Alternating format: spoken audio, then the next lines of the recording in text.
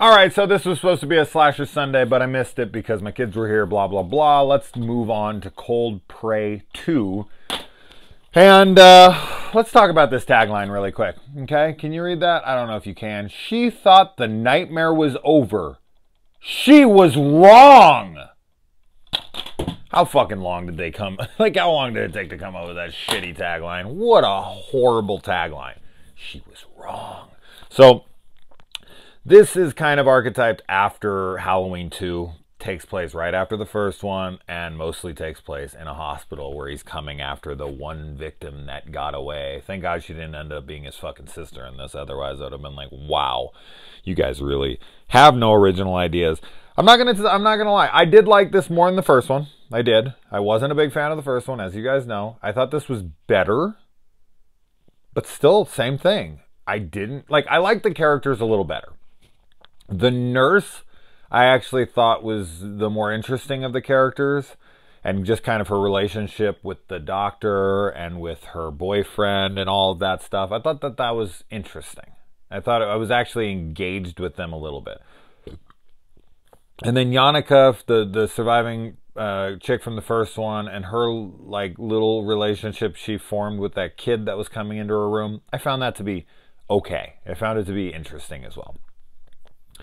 And then the cop. I like the cop. I like the cop and the nurse. Like, I thought their little banter back and forth and his flirting and, oh, this is why I got this job. Like, you know, so I'd look hot in the uniform. And she's like, yeah, I like nurse. It's flipped around, actually. She says it first. Like, I became a nurse because the boys like girls in these outfits, which is true, except for, I don't know if you guys have ever noticed this. I don't know what the hell this is. I don't know what's up with this. Now, I'm sure there's probably a nurse watching. She'll probably be mad at me or something. But, okay.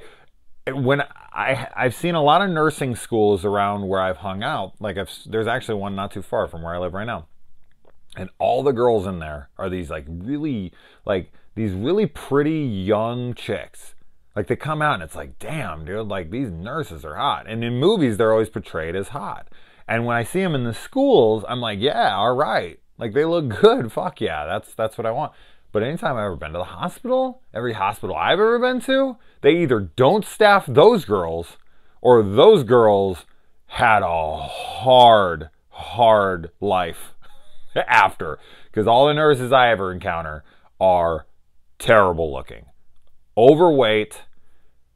They smoke. Like, they go out on their breaks and they smoke. And yeah, it's a stressful job. It's long hours. They probably don't have enough time to work out. They got to eat fast. And of course, when you eat fast, not only is it like screwing up your digestive system, but you're also usually eating like really fucking shitty food, because it's something that's got to be quick and right then and effective and this and that. Although, that being said, and this might be the money issue, I'm not sure, the doctors I see all look mostly good. But it's all the nurses I'm like, ugh. But the doctors all look fit, and they look, and as I said, maybe that's, but they work, I feel like, it's a lot of the same hours, right? I don't know. Anyways, moving on. I'm sure I've fucking pissed someone off or offended somebody, but it's true, and all the time. I don't give a fuck if I offended you. It's the truth of what I've seen. So, fuck yourself if you got offended. That'll offend you even more. Good. The cops, I guess they do kind of address this in the movie, where the cold in some cases could slow someone's heart rate down to 10 to 20 beats a minute, and that's why they missed that he was still alive. Sure. I mean, I guess it happens in real life. I guess people have been mistaken for dead. They look for a pulse and they can't find one. It's so faint that they end up like bringing them in, and then they find out they're actually alive. You would think they, I don't know, just hook them up to an EKG, when you get there. I don't know. I guess they just feel for a pulse, and if they can't find one, that's that. But an EKG, or not an EKG, but just like a little, something that registers. You just let it run for about 20 seconds, 30 seconds. And if there's not one single pulse, then yeah, they're for sure dead. Anyway, I don't know. I'm not a fucking medical professional because I'm not fat and disgusting. I'm just kidding.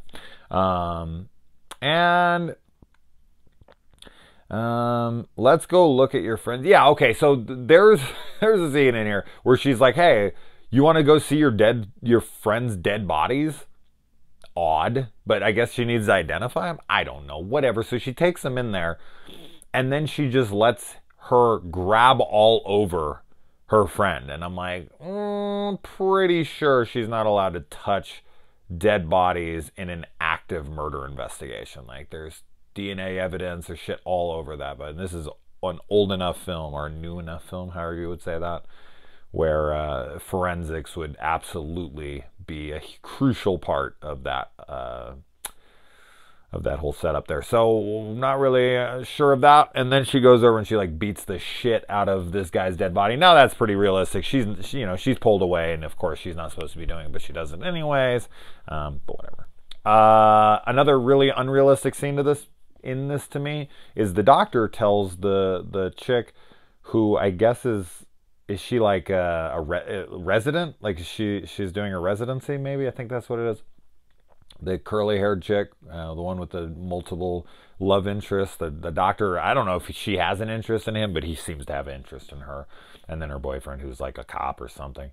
The doctor comes up to her and is like, here, give her these and tell her they're vitamins. And they're really like tranquilizers.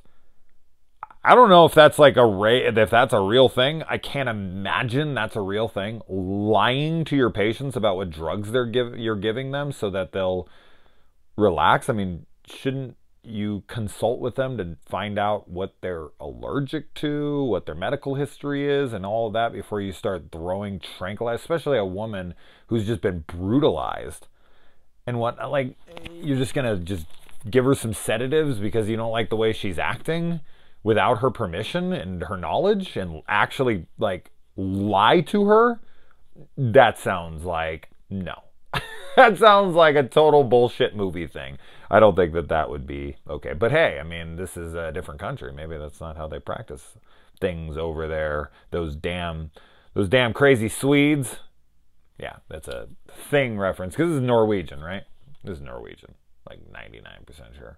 Yeah. But anyways, that's what McCready calls the Norwegians and thing. Anyway, okay, anybody got it? I hope you did. Moving on. They go down and they find a ton more bodies in addition to her friend's bodies, which I thought was cool. All the bodies buried out there in the snow, and it looks like they've been down there for a long time. Speaking of the thing, a bunch of, a body found buried deep in the snow. There you go. The cop and nurse, cute, but then he just dies. Like he kind of sets it up where he's gonna possibly get her on a date, maybe potentially in the future, as soon as she like reveals that she might be interested too. Boom. Now she goes off. She's a cute chick. She goes off. She gets in the shower. I will never understand. This has brought this up on the channel many times. Why have a shower sequence in a horror movie, like a slasher movie especially, when it's not relevant to the movie at all? There's no scares in it at all. There's no point to it at all if you're not going to show tits. Like, what's the point of a shower sequence? Like, do we need to see her buying groceries? Do we need to see her running errands?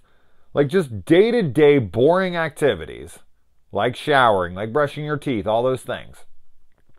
To put a girl in a shower in a fucking slasher movie, the whole point, unless you're going to do a psycho shower scene where he attacks her in the shower, or Alien Covenant, or other fucking films where people are killed or stalked in the shower, even Nancy in Nightmare on Elm Street when she's pulled down into the tub. Great sequence, right? But that's an effective scene. It has a point to it. But to just show them showering, this happens in tons of movies, to just show them showering, there's no need for it at all. It's actually angering me. I'm raising my voice. But it's so fucking stupid to me. That's how much I love tits. This is how angry it's making me. But there's no point to it is my point. See, I'm making a point. This movie has no fucking point in it, in this scene. Why have the scene? What purpose does it serve the film? She goes to the locker room, she changes into her regular clothes, and then she walks out. Cut the shower sequence. Doesn't need to be in the film. You're teasing that tits are about to be shown to an audience that's expecting them. It doesn't show them and has no point to the sequence. It's just filler. It's just time filler. Fucking annoys the shit out of me. I've seen it in so many movies. There's no point to it.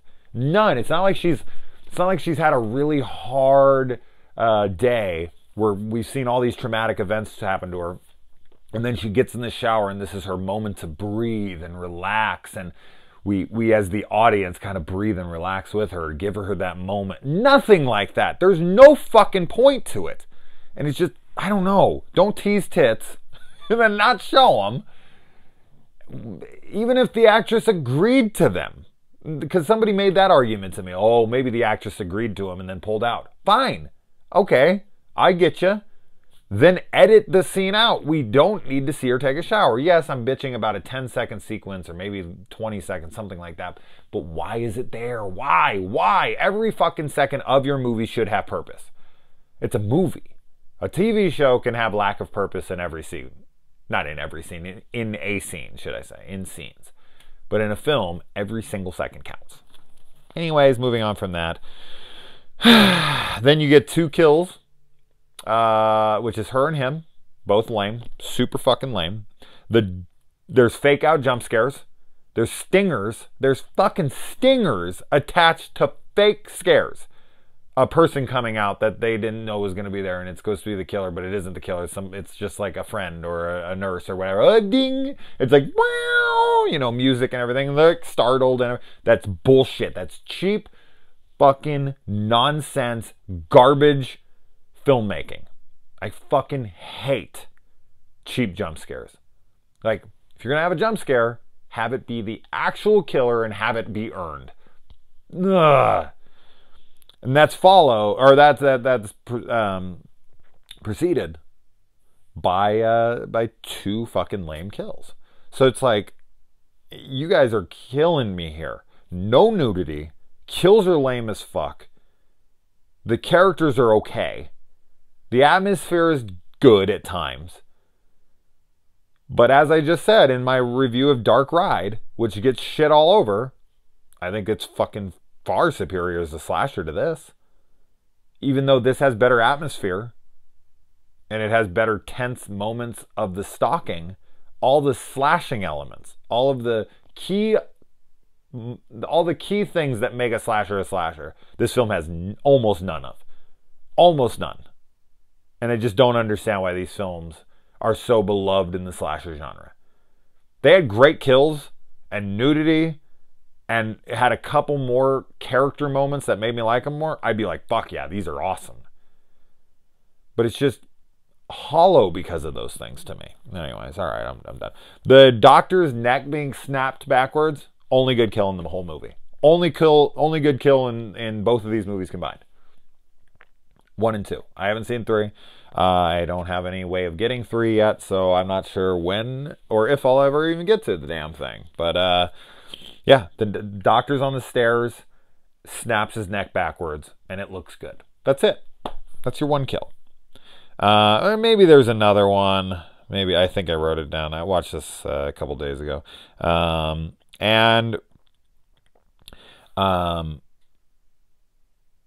Yeah, I think this is, what scene is this? Is she, is this like the fake out jump scare? I think it is, where essentially it's like, she can't tell the difference between a 100-pound nurse coming through the door. Yeah, something like that. Where the scene happens and it's like some chick and she comes through and she's like about to go at her and she screams and all this and she's like running at her and all this, and it's like, the killer in the movie is like a giant. You're not going to mistake. Like, I get it. She's scared, whatever. He's scared. I can't remember exactly what happens in the sequence, to be completely honest. But I remember it being like a small woman and the person like mistakes them for the killer and is like coming in. It has to be Yannicka, because it's like somebody, because I was sitting there thinking like, you know the killer. Like, you know exactly how the killer is. This is bullshit. Doesn't make any sense. I wouldn't have my kids walk through the door and be like, oh my God, it's Paul Bunyan, get it.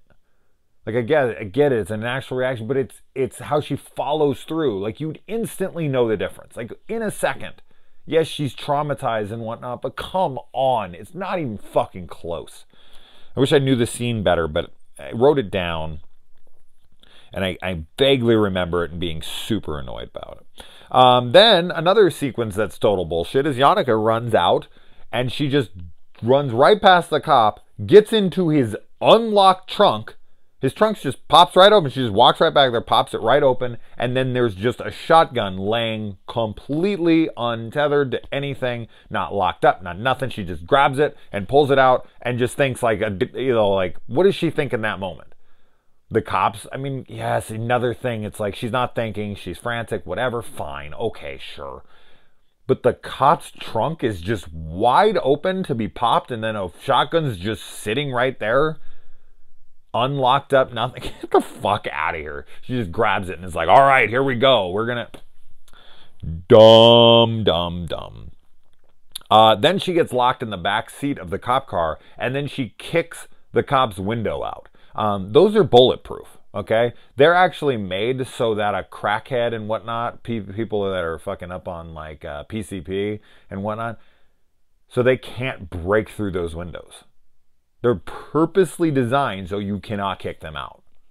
If they can take a bullet, they sure as shit can take your feet. So her kicking that window out, I don't know how they do things in Norway, but yeah, that sure as fuck ain't it. Anyway, and so she has him on the ground with the gun. She's pointing it directly at him. And she then turns around, goes away, and comes back. She does learn from her lesson, or learn from her mistake here, though. I will give her that. Because when she gets him at the end, she does like a full-on double tap, Hatchet 2, freaking end of Rob Zombie's Halloween 1, just goes right up to his head with the gun and blows his whole fucking head off. Now, that didn't work for either Laurie Strode or... what's the Hatchet girl's name in the first? Oh, Mary Beth, right? Mary Beth, yeah. Danielle Harris plays her in the second and third. I don't remember who the hell plays her in the first one. And she even plays her at the end of the fourth one as well for the setup for part 5, which I hope happens. But I do like that she goes after, goes back and is like, nope, learn from my mistakes of the past, finishing this motherfucker off. Overall, very blah to me. Just okay. Better than the first, but nothing to write home about. Yeah, not 100%. People were like completely disagreeing with me in my comments on the first one, and I expect them here as well. People are like, no way, man, I love this one. I love it. Oh, that's awesome. I fucking love when people love things. I don't care if I think it's the biggest piece of shit on earth, except for Death House. If you like Death House, you're an idiot. But outside of that, pretty much any other movie, if you dig it and I hate it, I don't give a fuck. Love it. That's awesome. If this is one of them, great. I just don't get the... I don't get it. I don't get the love for these movies here. They're fine. They're just very, like, fine. Like, they're basic slashers to me with decent atmosphere. Anyway, all right, I'm done. Bye.